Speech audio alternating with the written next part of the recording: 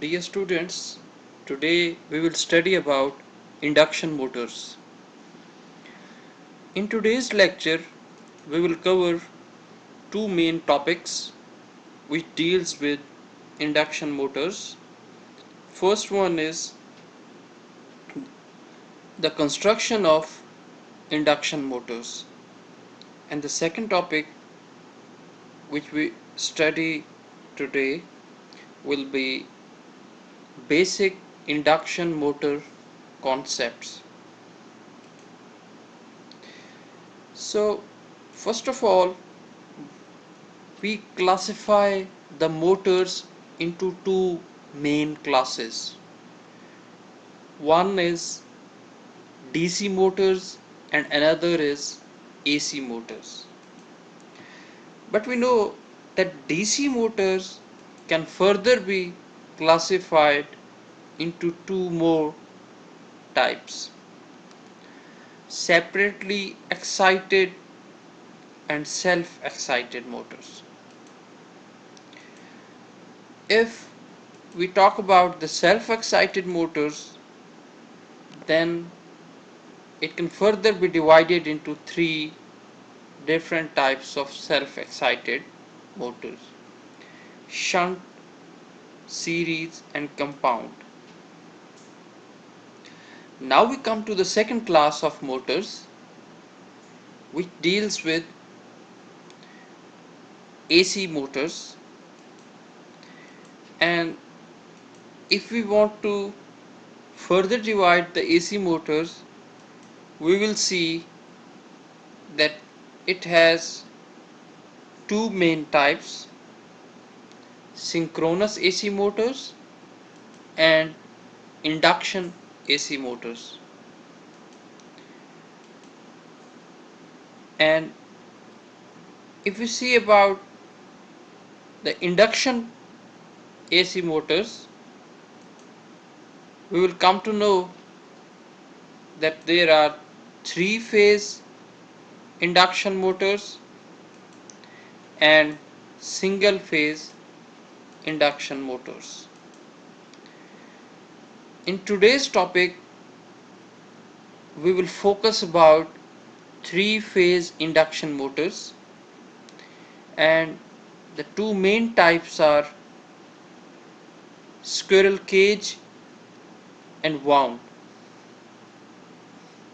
So the cage motors and wound motors would be the main two types of three-phase induction motors.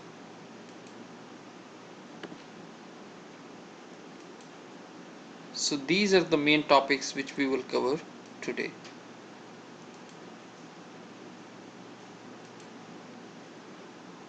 The name induction machine, because the rotor voltage is induced in the rotor winding rather than being physically connected by wires. Since in this case the voltage is induced in the rotor winding, that's why it's called induction motor.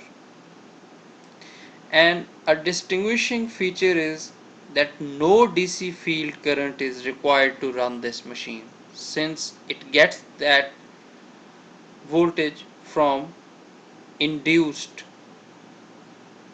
Since the induced voltage is available, so we don't need any DC field current to run this machine.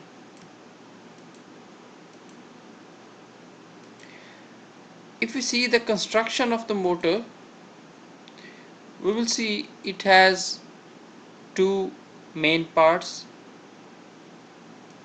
like the other machines. One part is the stator. So an induction motor has the same physical stator as a synchronous generator, as we studied in previous chapter. So the stator part is the same or quite similar, but in the rotor part we will see there are two types of rotors. One is the squirrel cage rotor or we can simply say it a cage rotor. So these are the two diagrams showing the cage rotor. Since you can see from this simplified diagram that it is just like a cage, so that's why it's called cage rotor. And another one is wound rotor. In wound rotor you can see that it has some connections for the current and voltages, and these connections have some brushes in contact to complete the circuit. So these brushes are needs maintenance, so the wound rotors are usually complex and expensive rather than the cage rotors. So usually the cage rotors are used. This is another diagram which is simplifying the design of the cage rotor. This blue one is showing the stator with the windings, and this gray one is basically a cage rotor.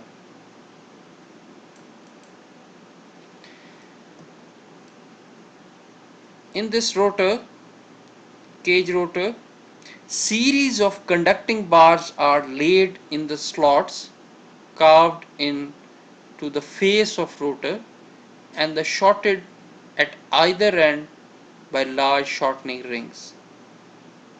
So these are the shortening rings which are shown in this labeling, and these are embedded rotor conductors, and this complete is a rotor. So this is another example of a cage rotor. Now we come to wound rotor. It has a complete set of three-phase windings that are mirror image of the windings on the stator. It means the windings on the rotor are just like similar to the windings on the stator. Three phases are usually Y connected. Since we have already studied, there are two types of connections, delta connected or Y connected, but in this case the three phases are usually Y connected. The ends of the rotor wires are tied to slip rings on the rotor shaft, as we have discussed earlier that this is connected with slip rings, and those slip rings are shorted through the brushes to complete the circuit. That's the reason these kind of rotors are expensive and needs a continuous maintenance, because there is a chance of uh, wear of these slip rings, so it needs a proper maintenance. This is another diagram which shows the rotor, complete diagram usually used in our daily life. Again a diagram showing the three-phase induction motors. Now we come to the basic induction motor concepts. So if we want to know about the basic induction motor concepts, we will go through three main points: the development of induced torque in an induction motor, the concept of rotor slip, the electrical frequency on the rotor.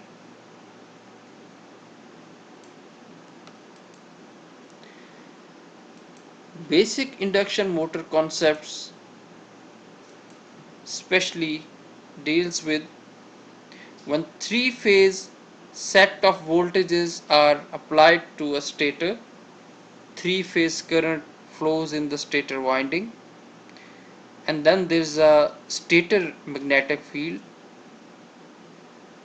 denoted with Bs is produced, as it can be seen in the diagram that this is the direction of Bs in the direction of maximum induced voltage,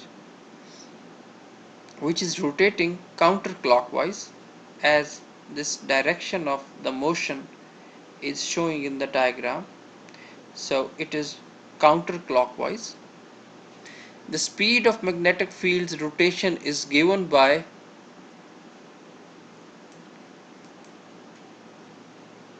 the formula 120 into electrical frequency of the system over P, where P is denoted for the number of poles. The rotating magnetic field passes over the rotor bars and induces voltage in them.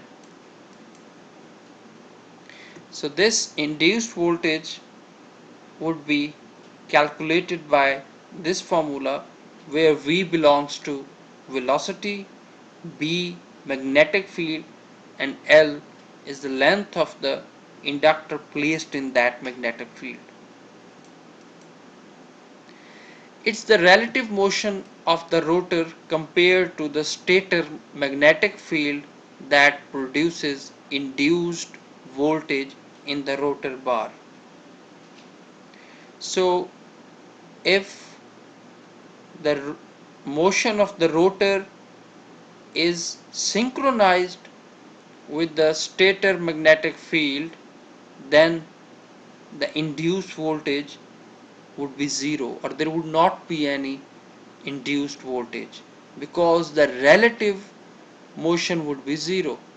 So it depends upon the relative motion of the rotor as compared to the stator magnetic field that produces induced voltage in the rotor bar.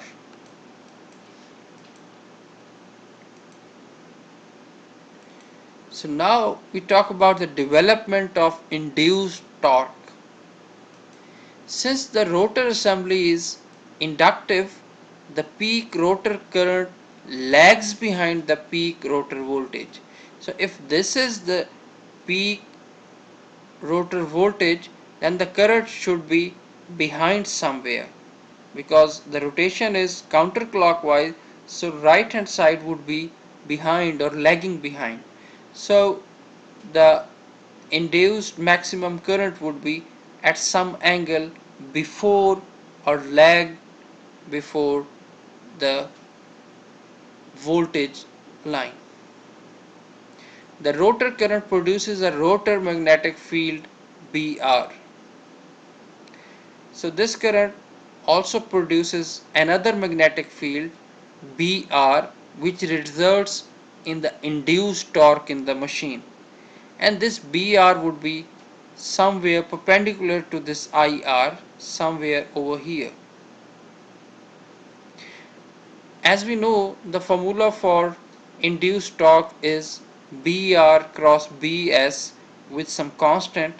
Then we can find the value of induced torque from this formula quite easily.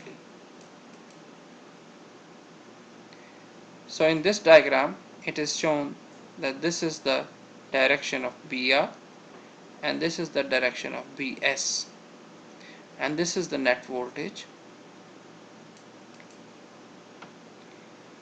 The resulting torque is counterclockwise. The rotor accelerates in that direction, as we have discussed earlier, that it is rotating in the counterclockwise direction. If the induction motor rotor were running at synchronous speed, then the rotor bars would be stationary relative to the magnetic field. As we have discussed, if they have the same speed, then the relative motion would be zero or stationary relative to the magnetic field, and there would be no induced voltage. If induced voltage were equal to zero, then there would be no rotor current and no rotor magnetic field. Thus the induced torque would also be zero. Practically, as a result of friction and windage losses, an induction motor can speed up to only near synchronous speed, but it can never exactly reach synchronous speed. Since it cannot reach exactly the synchronous speed, that's why the relative speed would not be zero. There would be some relative speed. Both the rotor and stator magnetic field BR and BS rotate at synchronous speed, while the rotor itself turns at a slower speed because of those frictions.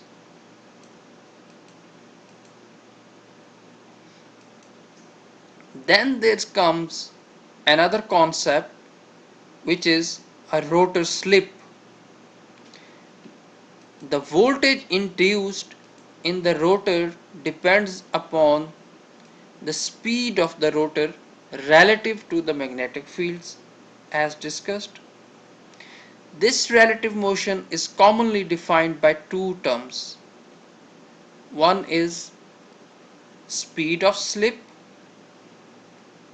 or slip speed, and another is S, or also known as slip. So in slip speed case, we see that slip speed is magnetic field speed minus rotor speed. So this rotor mechanical speed and magnetic field speed, if they are synchronous, then this subtraction would result in zero. So there would be zero slip speed. But as we have discussed that this rotor speed is not exactly synchronized to magnetic field speed because of some frictions. So there would be some value of slip speed, and it can be calculated how much difference is between them. And this is the same difference which would be effective in finding the parameter slip, because slip also depends upon the slip speed and magnetic field speed. This is a parameter which deals with the percentage.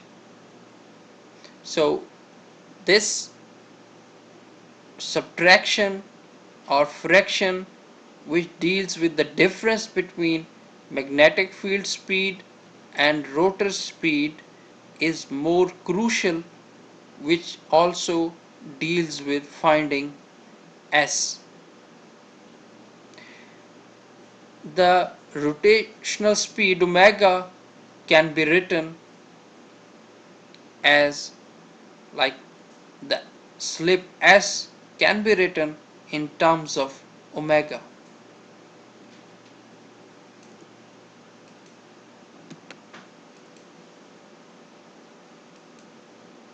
So if we want to find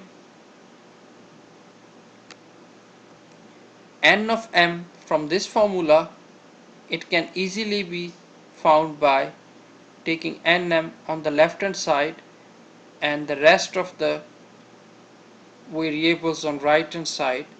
We can find nm and similarly omega m.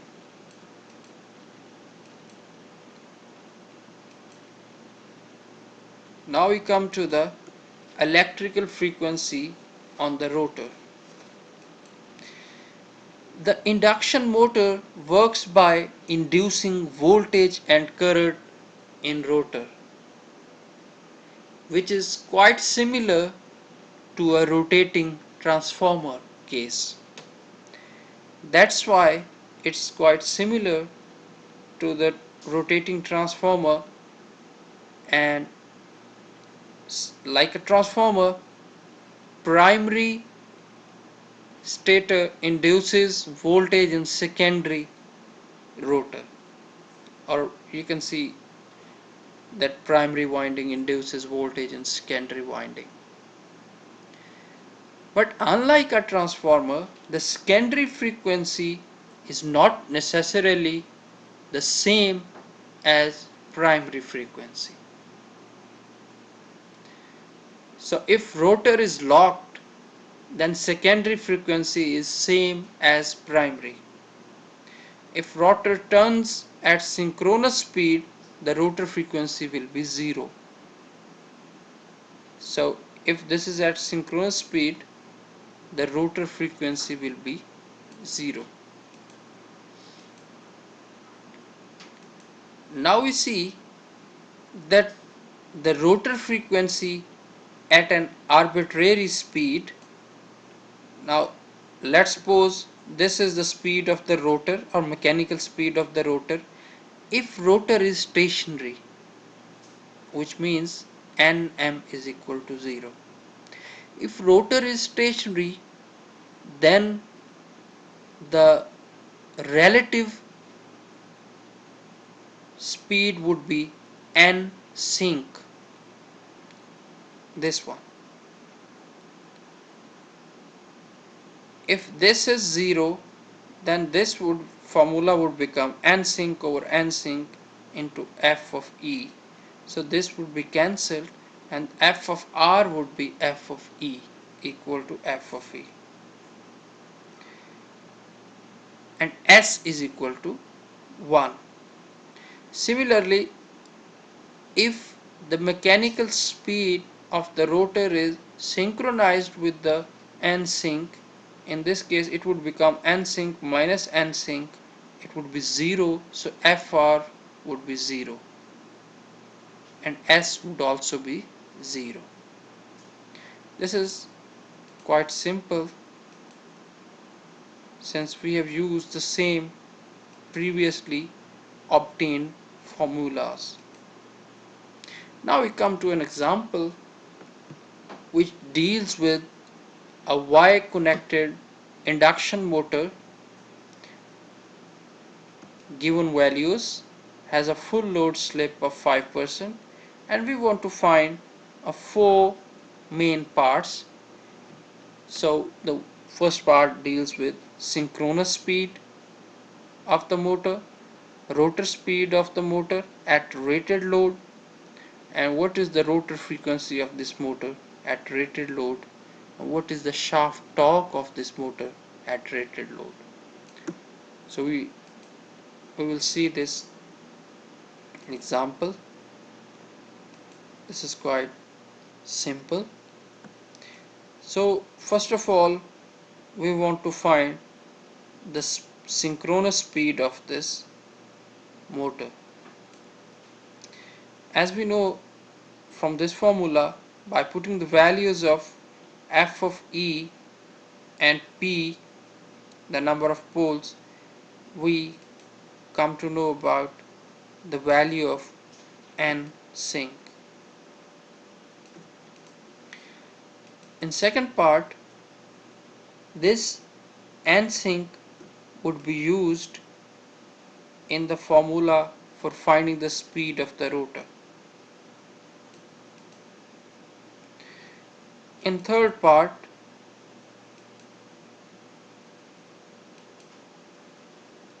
we will find the frequency of this motor at rated load. So we use the value of S and F of E to easily find this. F of r. In last part, we have to find the torque, but we know that torque is equal to P out over omega m.